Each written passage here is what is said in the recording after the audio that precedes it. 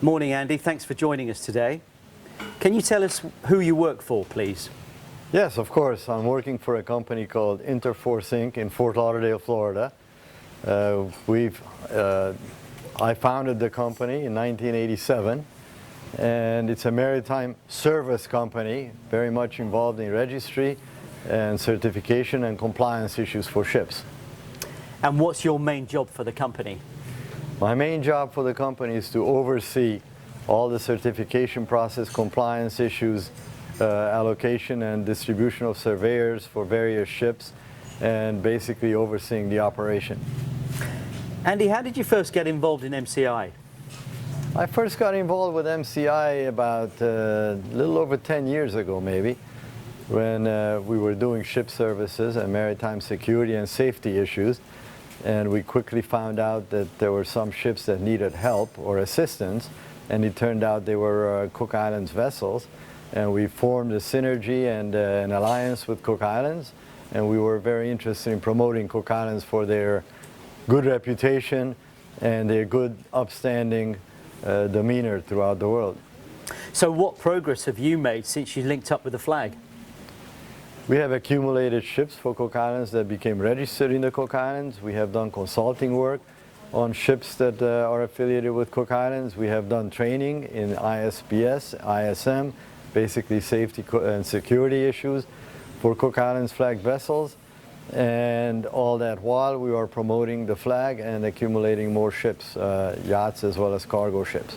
So what do you normally tell owners or operators about the flag when you're spreading the good word about them?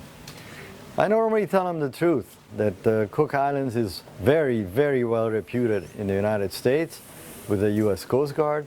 It's very well reputed in the EU community. It's very well reputed in Asia. And we provide quick one-stop shop service from our office, issuing certificates, surveyors. So there's no other choice than Cook Islands in my opinion, and that's what I try to promote to the customers. In your region and in your market, do you think there is a natural target audience for the flag? There is a natural target audience, but we also have a lot of competition which have the same audience. So it's a tough business, but we do our best, and we go to shows and talk to as many customers as possible to promote the flag. What do you think the flag needs to do to make itself even more attractive to owners?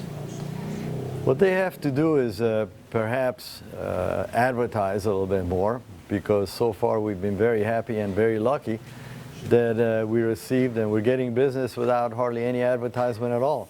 So if we just did a little bit more marketing in hardcore advertising like major magazines and publications, that might help. But just the fact that we have a good distribution of deputy registrars and representatives of Cook Islands worldwide is a good promotional way to do it.